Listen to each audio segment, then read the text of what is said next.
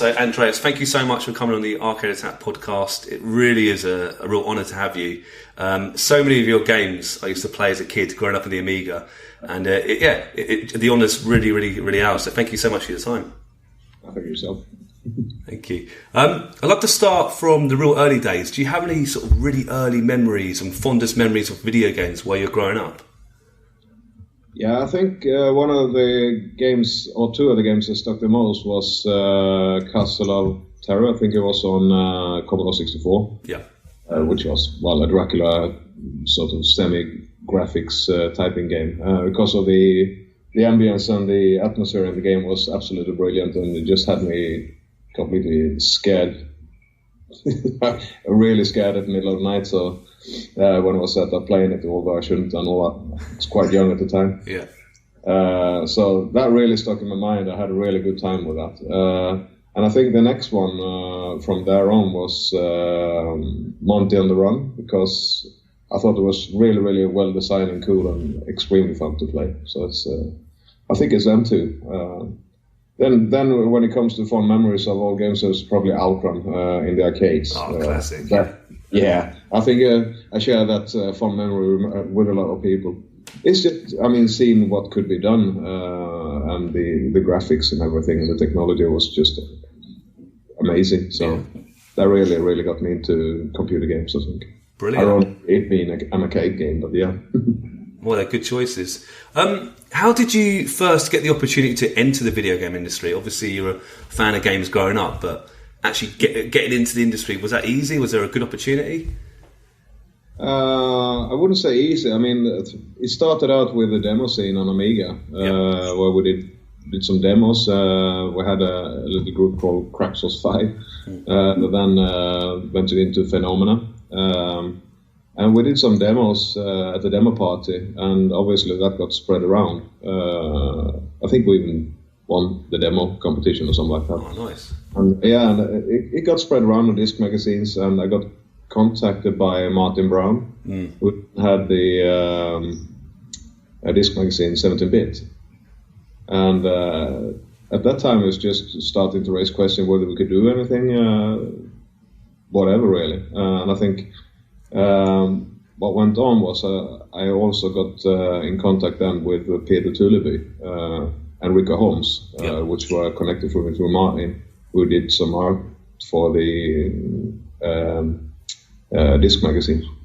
Good stuff. And were you based in Sweden at the time, or did you come to the UK, and how did that sort of come about? That happened a lot later, actually. Yeah. We started out with doing Miami Chase for Amiga, and that was done on remote. Me and Peter Tulleby was in Sweden, and I moved up to Uddevalla in Sweden for a while, and we sat there and just programmed it. And at the same time, Rico Holmes did the artwork and all that on remote, and it then got sold to Codemasters, really. Yeah. Yeah, and that was the first commercial game, and I was probably just got 18 or something like that, so just finished school. But it did ignite in that instead of getting a normal day job. Yeah. Got contacted by, we were in touch with Martin, and Martin in his turn knew the boss of Microbyte, Mick Robinson. And then it was formed, Team 17, really. Crazy. Basically, Mick funded and started Team 17, and that came from the name 17-bit and Team 7, which were mine and Peter Tulleby's company in Sweden. So that's how the name came about. And we just made an attempt to do a first game, which was Full Contact. And that was me on code, Rico on art, and Martin as a producer. Yeah. I mean, I was going to ask about Team 17. You're the co-founder. How much time did you work at Team 7, and how long did it turn into Team 17? You mentioned it a bit there, but why did you decide to change the name, and what exactly did Team 7 turn into? Well, the name, I mean, I think it's not really a name change or anything. Team 7 was a Swedish company, a private company by me and Peter, and we just dropped that when we got asked to do a full contact, basically. Good stuff. And I think there's 17-bit disc magazine that continued going for a few years, but that really had nothing to do with Team 17 in that sense. It's just some thing we took the name of in that sense. Good stuff. I mean, and you were 18 at the time. I mean, that's incredible when you think about it. Most 18-year-olds are working in small jobs, finishing college. I mean, that's incredible. Good on you. I might train an electrician. Did you? Honestly? Yeah. Did you? I did my education, and I was just about to start working on Volvo, and I ended up with this instead. Whoa. Do you ever often think, if you still trained as an electrician, where your life would be now? I'd probably be dead. I like the honesty, Andreas. I'm allowed to do trial and error, so no. When you first started Team 17, did you then move to the UK? Were you still doing remote work? It's still based in Sweden, or? I never moved to England permanently. Okay. I didn't want to do. I had my family, my friends, and all that in Sweden. But what happened was that most of the 90s, I'd say that for the duration on Team 17, which were 12, 13 years, 89 to 2001, 2, or something like that. About half of that time I spent in England, and half of that time I spent working from home in Sweden. Oh, fair enough. What was the first game you worked on at Team 17? Do you remember? Team 17 was Full Contact. It was the first game. Full Contact, sorry, yeah. The first game that really, sort of, for me at least personally, got me really loving Team 17 was Alien Breed. I mean, one of the best games ever made, I think. One of the best Amiga games ever made, definitely. I mean, what was your exact role in this iconic game, and why do you think it proved so popular? My exact role was programming, and to some extent, I guess, design. But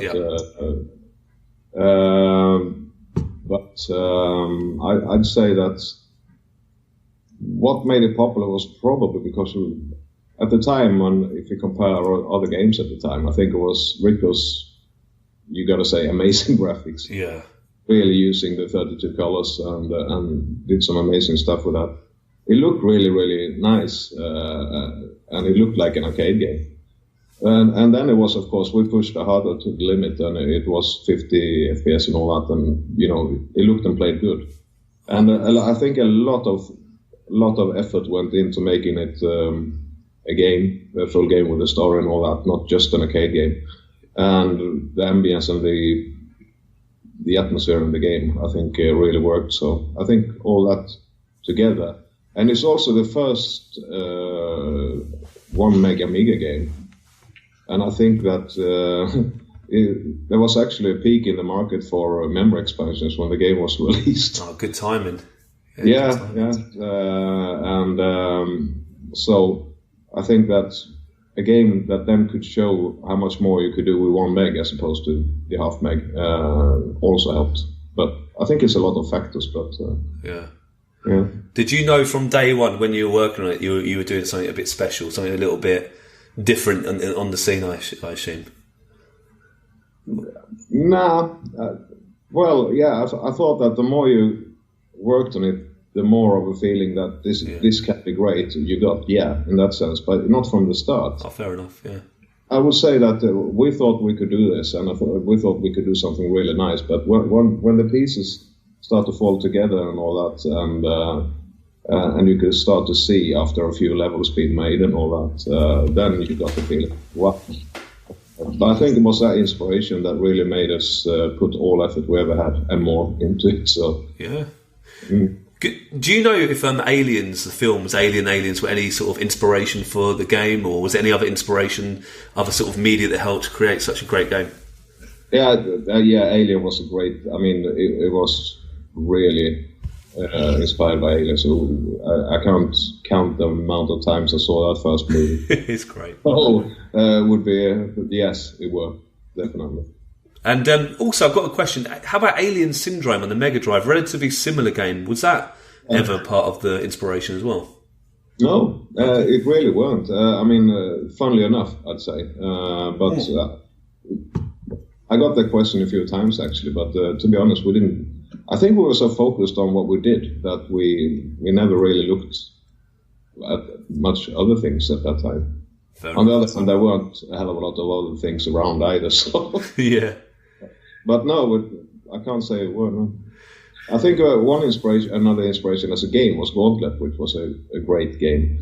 Yeah. We played that a lot as well, but that was before. I think that the idea of the top-down view and all that came from Gauntlet, so we did steal a bit there. Well, yeah, but stealing that, I'd say just inspired a little bit. But now Gauntlet's a good game as well, to be fair. I mean, you've worked on most of the Alien Breed titles, including the sort of reimagined, remastered 2013 version. Do you have a personal favourite game in the series? And would you ever like to see Alien Breed come back again? Would you ever like to see a new Alien Breed game? Yeah, I got to correct that. I didn't actually work on the remake. Oh, apologies, sorry. But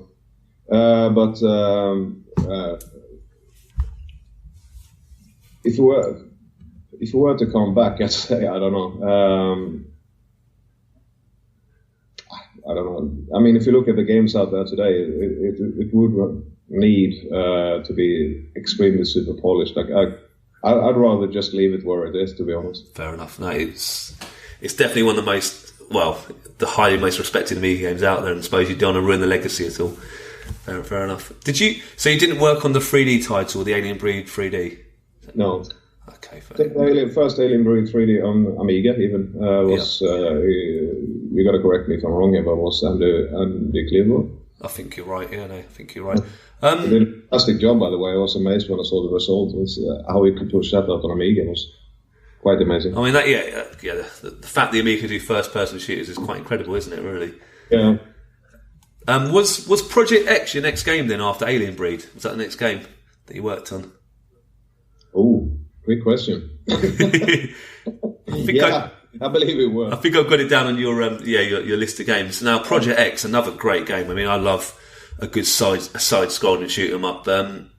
What was your role in these games as well? And what inspired you as well, Project X? Because I always think of R-Type and so forth. What's your feelings? Well, you just said it was R-Type. I love R-Type on the arcade, and I played it to death. So I played a lot of arcade games in those days, or at least prior to those days. And I mean, Rico also absolutely loved R-Type, and we wanted to do a shoot 'em up basically. So that's what it ended up being. Good on you. And you obviously worked on the sequel X2 No Relief. How did you want to make the games a bit different from each other? Obviously, I think was that a PlayStation exclusive as well? X2 No Relief. So what was your main sort of difference there? How did you want to try and make the games a bit different from each other?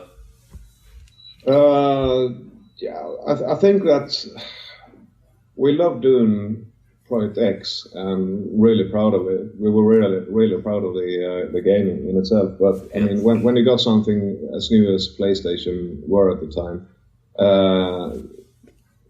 the thought of what you could do with it and all the things that you couldn't do on Amiga basically at that time. So that's what really got us into doing it. I think everybody wanted to do it, so that's what we ended up.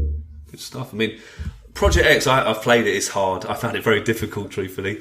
Did you purposely make it quite difficult? And Andreas, do you have a personal favourite sort of power-up or boss in the game? Because some of the long plays I've watched and some incredible bosses later on. Mm-hmm. I think my personal power-up was plasma, really. So that really, I think it was a bit unbalanced, and that's why you could really just hammer through the game with the plasma if you did it right. I remember that tip. Cheap for you, because it was a tough game, wasn't it? Did you purposely make it quite difficult? Do you remember? Yeah, it was. I thought at the time that a shoot 'em up should be really difficult. I think it's a part of what they are. A shoot 'em up that you can just blast through wouldn't be fun. I mean, it would be a nice demo, but that would be all it is. So I think that Project X, the original, was, even though hard, I think it was still where it was supposed to be. Yeah. Maybe a bit hard, but not too hard. X2, on the other hand, unfortunately, I think ended up being too hard. Yeah. That also showed, and I think there was we went over to Japan, to Capcom, which published a game over in Japan, and their playtester sat down and made a really, really good version of it. That unfortunately never really made it back to Europe. Oh, seriously? Mm-hmm. Oh, and that was a lot more playable. So I think the original European or US X2 was just, in my own opinion, too hard. And that's really, really difficult because you really need someone else to balance the game. When you sit with it every day and you make the enemies and you make the player and all that, it's kind of difficult to get the balance right because it was too easy for me anyway. Because you knew where all the enemies would turn up and you knew sort of, all the weaknesses and all, how to make the game. I could, at the time, I could play the game through without losing a life. That's how it... Oh, good on you. Well, I did, as I said, I didn't know exactly how to do it, so, I mean, in that sense, it wasn't difficult. Yeah. X2 famously had no story, and that's quite unusual for any sort of video game. And I think you were just urged just to simply attack. I mean, I don't want to say that as laziness, but was that a conscious effort just to say this is just a pure fun game? Was there? How come there was no story for the XT? No, I think it was a conscious decision in that sense that we didn't really think that it needed a story. It was a bit of making a point that no, this is a shooter, just hammer it, have fun, blast things, and that's about it. Yeah, good stuff. Was there ever any work or even comments on another sort of Project X3 maybe? Was that ever discussed? No, I think that another thing that Project X showed that was already a bit too late with 3D entering both PC and PlayStation in a really hard way. I mean, people wanted other things than 2D shoot 'em ups. No, fair enough. Yeah, no, it's a fair point, really.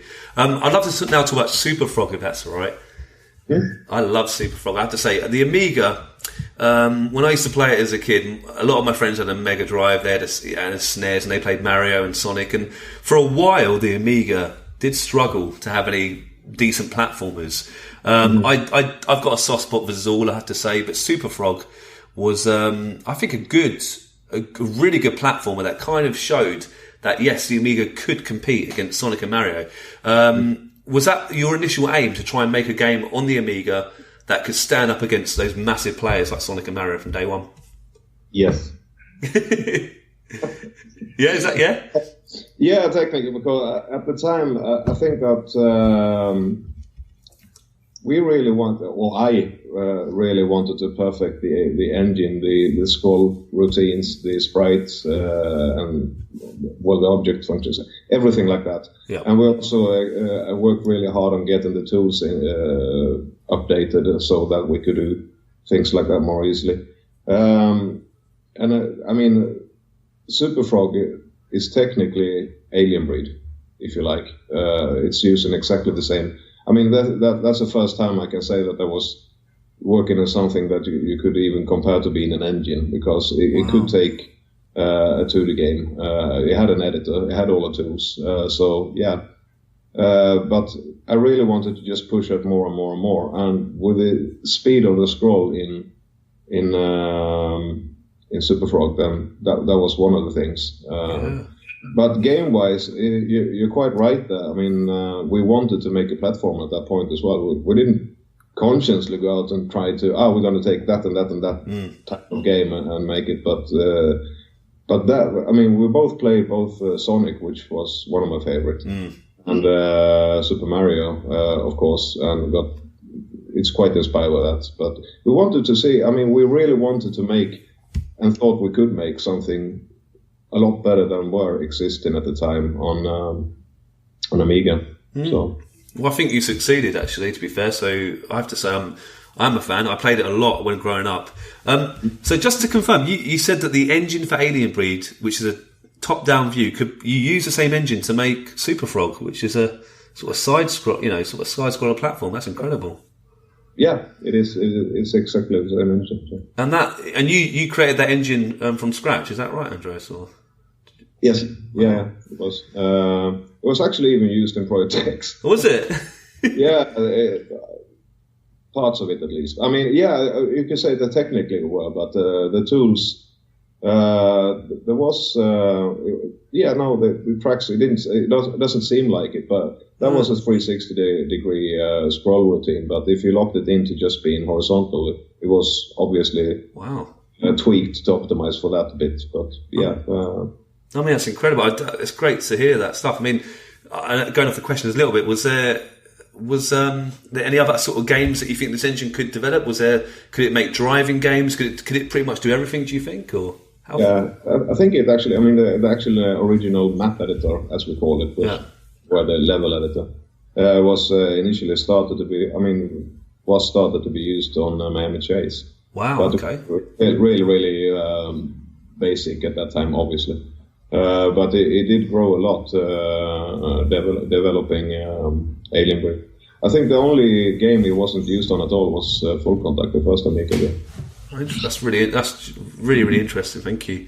Back to Superfrog. I mean, I love it. I think it's fast. It looks really nice. Brilliant graphics, and it really sort of promoted the player to explore and find hidden treasures. I mean, how do you reflect back on the game? And do you think it is the sort of game you envisioned? Was it the perfect platform, or was it the game you really wanted to make? Yeah, it was. I think that with the time given that we could spend on doing the game and all that, I think that I don't think we could have pushed it much further at that point.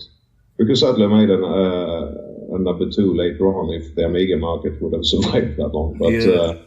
But I think that at the end of the day, after quite a lot of struggling, to be honest, because it did take a while to make that game.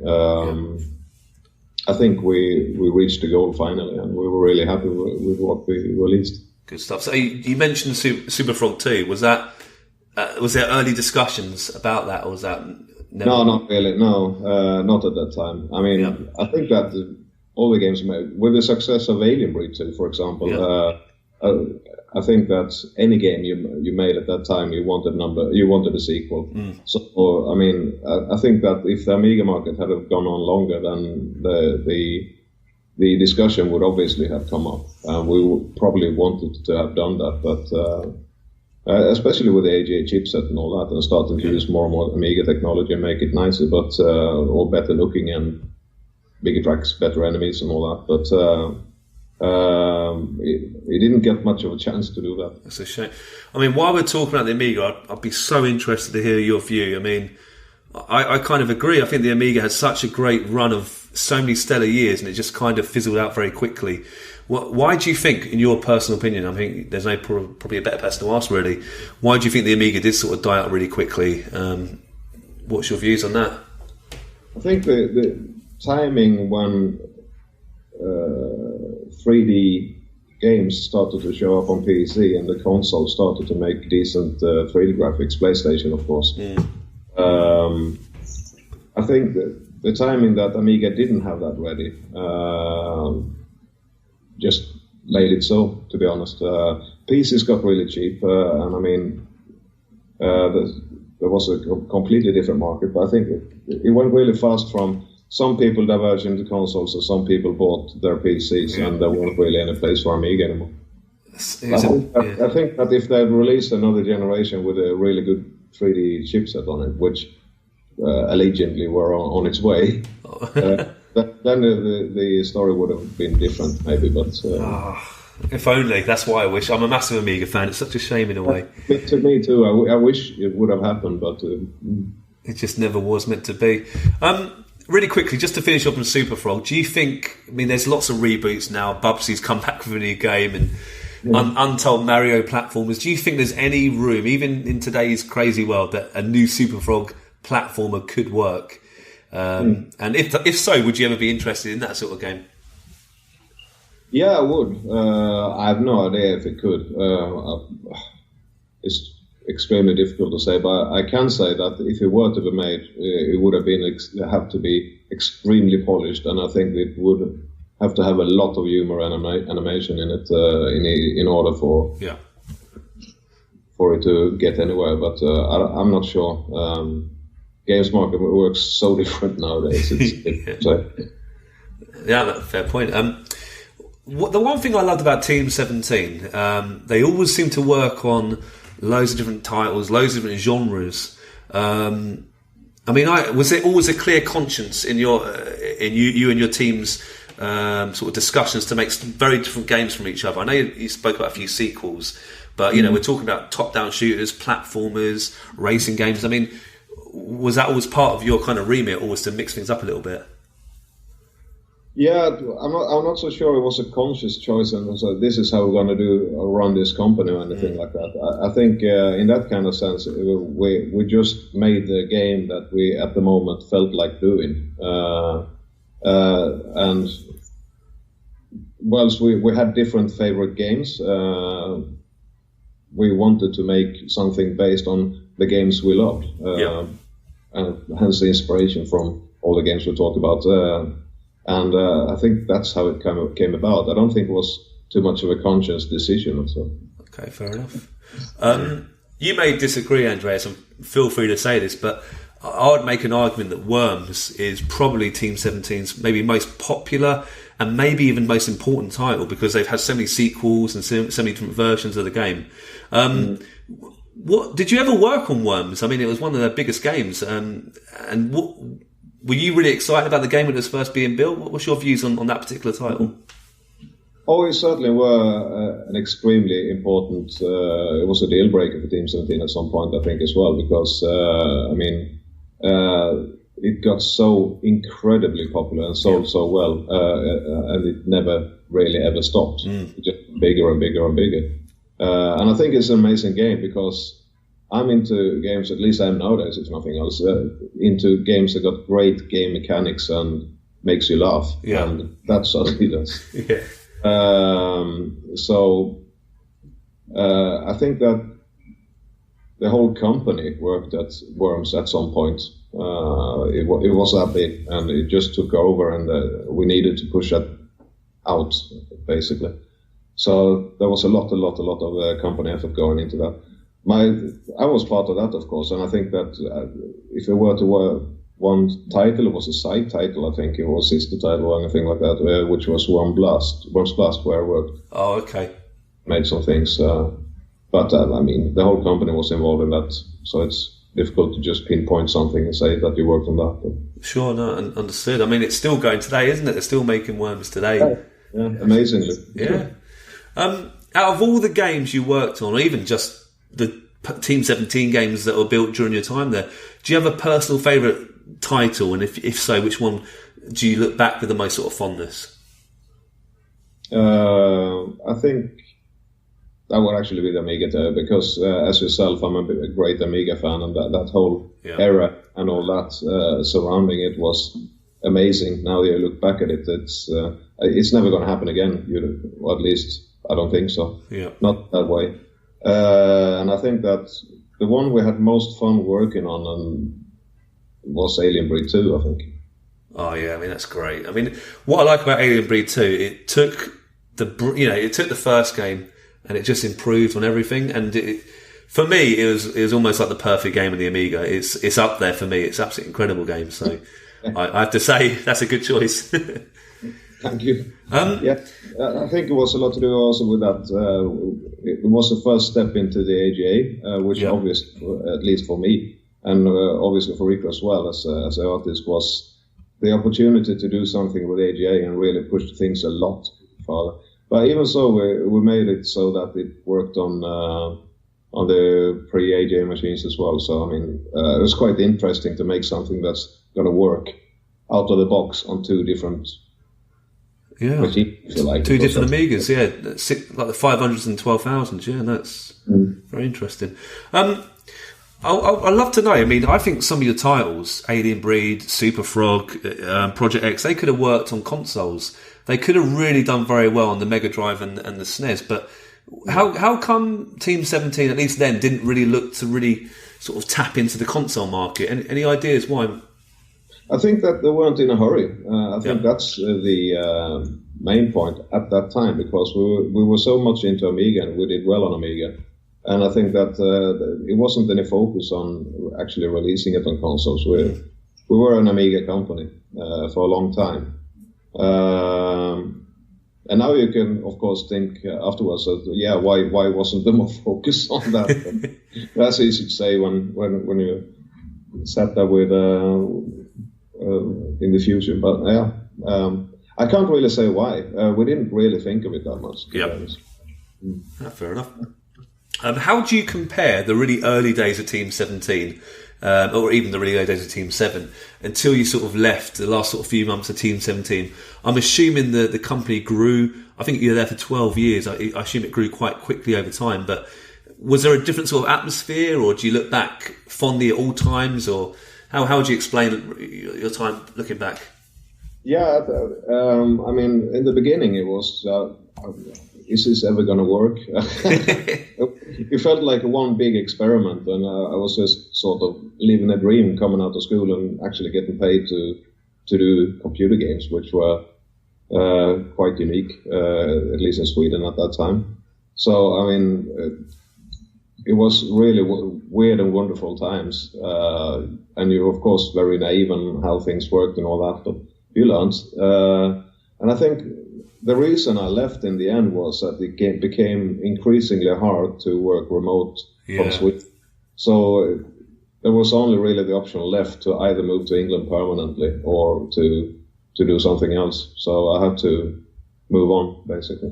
That was heartbreaking for all of us, to be honest. It's not. It was probably one of the most difficult choices I've ever made. Wow. Okay. And obviously, are you still in contact with lots of your ex-colleagues from Team 17, like Martin Brown or? Rico lives in Sweden still today. Yeah. So we're in contact most of the time. Yeah. And likewise with Martin, we keep in contact quite a lot, and we meet a couple of times over a year. So we keep in contact, all of us actually. So even Alice Brimble as well. I mean, what great music he created for Alien Breed. Absolutely incredible, isn't it? It's a very, very talented musician. Oh, man.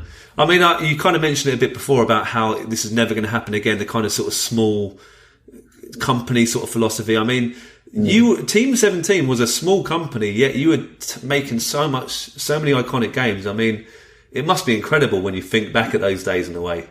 It is, yeah. It's quite hard to get a grip on now. Yeah. And it's so... tell me, Andreas, I'm assuming it's so different in today's sort of video game industry. Is that right? Yeah, it is. It's just grown incredibly. And the market and people wanted to make money on it, and big companies, big cash. It just works completely differently. I don't know where to begin. It's a bit sad in a way, I think. But anyway, I suppose that's the time, isn't it? Yeah. Is it true then, Andreas, when you left Team 17, you started up, is it Custom Red Software Studios? Was that your own personal company, and what was your inspiration behind that, and what was your sort of first games that you worked on there? It's just a fresh started company down in south of Sweden.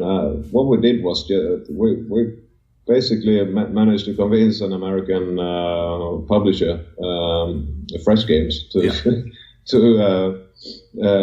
fund us to make a casual game, which was Zen Games, and we went on doing that for a while. And we, in parallel, we started to build up basically a group of artists that then Rick Holmes came in and joined us for a while, and made basically content, artistic content and animations and all that for Team 17 and Valkyrie Entertainment, etc. While we were also doing this Fresh Games business, so started and left after 5 years, and I think they continued for a year or two, maybe along those lines. And that's when I started working on when I moved to Stockholm and started working on Avalanche. Oh, I mean, Avalanche Games, I mean, a big company. I mean, you worked on some huge titles. I've got here The Hunter, Just Cause titles, Renegade Ops. I mean, what was that like? What was it like working at Avalanche, maybe compared to Team 17? Was it a whole different kind of atmosphere, same different setup? Yeah, I'd say, it was. But on the other hand, it's also private. It was then a privately held company, which was still owned by the people who started it. Yeah. Christopher Sundberg and Linus Blomberg and his brothers and all that. So, I mean, it wasn't all that different. It could have been, if you want to call it worse, but it wasn't like a big, huge publicly held company and all that. So I think that it was quite. It's not the shock that you think it was, because what I ended up starting as was as an engine architect in doing stuff for Just Cause 2. Yeah. Yeah. So and I did that, and I was really happy doing that, because, I mean, after running my own company after 5 years, that was different, though, I can tell you. It was quite relaxing. Good. I mean, I think one of your most recent titles you worked on, correct me if I'm wrong, I think it's Just Cause 3, a big, another massive title, hugely popular series. What was your exact role in that game, and how did you want to make the game Just Cause 3 different from its predecessors? I think, while I worked on a lot of different things technically on Just Cause 2, a lot of optimization and additions and features. I think that Just Cause 3, I worked mostly on the team that did the volumetric terrain. Yeah, good stuff. Right, Andreas, I've got a few sort of random questions now, so I hope you got some interesting answers, but I'm putting you on the spot a little bit. If you could be transported into any of your video games, so any sort of game you've made, and actually live there for a day, which game would you choose and why? I don't think you're going to say Alien Breed somehow. Not Alien Breed. No. Probably Superfrog, to be honest. Yeah, it's a lovely looking place. Yeah, I mean, exactly. I just lay down on the fields there on the first level and relax for a bit, I think. Yeah. It's a good answer. Yeah, I wouldn't blame you, actually. Yeah, I mean, a lot of the games you worked on would be quite dark, haven't they? Actually, quite dangerous places. So that's quite a tough question. Yeah, I think that's the only one you can go into without getting killed. Yeah, and even then, there's quite a few spikes knocking about, isn't there? So you've got to be careful. At least I know where they are, so I mean, that'd be right.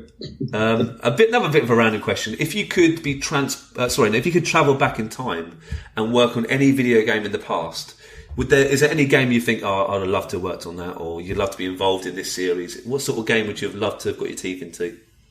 I'm going to be boring now and say Outrun. Outrun, I mean. Yeah. Can you imagine having worked on a classic game like that?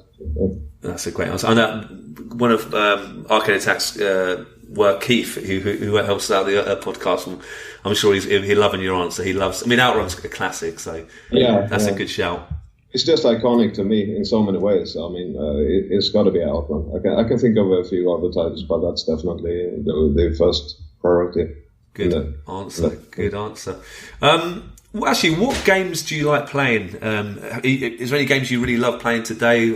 Are you a gamer outside of actually working on games? No, I don't. I worked on since I left Avalanche. I worked on King for quite a while. That was engine work as well. Even though you did get involved a lot with the game teams, so in that sense, I guess you kind of.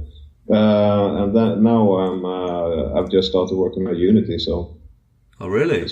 More technology. It's a kind of what I really want to do now. I think that when it comes to games, my main priority at this time is just to do something on your own, a hobby game, or work on something that's completely different for work. Sure.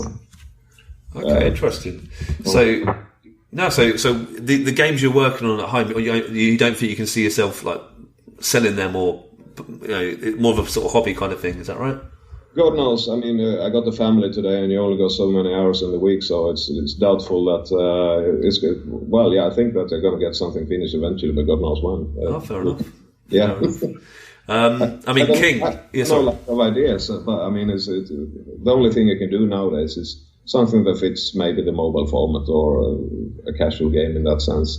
And you have to have a good and inspiring idea, and then you can work from that, I guess.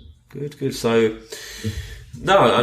so you're currently working at King, a huge company. I think it's Candy Crush is their main sort of the main sort of game. And no, I think good on you. Look, Andreas, I really appreciate your time today, and just talking to you about Team 17 and the Amiga days. It just brings back so many good memories for me. I guess just before we finish with the final question, what we can speak about the Amiga all day, really, but was there any other sort of games in the Amiga you love playing that what sort of games in the Amiga time really meant a lot to you, inspired you? Yeah, mostly the early games, I think. Obviously, the first game that really caught me was Marble Madness. Yeah, because, I mean, at that time it was just a massive, great demonstration of the machine could do, and it's also quite fun to play. So yeah.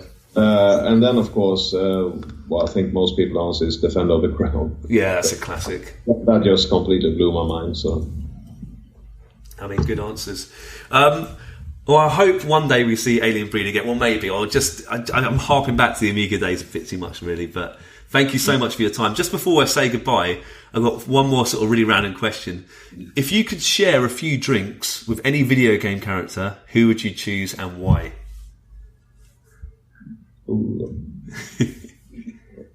It'll be Pac-Man. Good answer. It looks like it can gobble a beer or two. yeah, I don't deny that. I'm sure that's a good answer, actually. We usually get Lara Croft as our main answer, but Pac-Man, that's a good answer. Andreas, it's been a real pleasure. Honestly, it's been such a great to hear your stories about the good old days at Team 17 and so forth. So I'll leave you to it. I know you're a busy man, but I really appreciate your time today. Thank you. Thank you.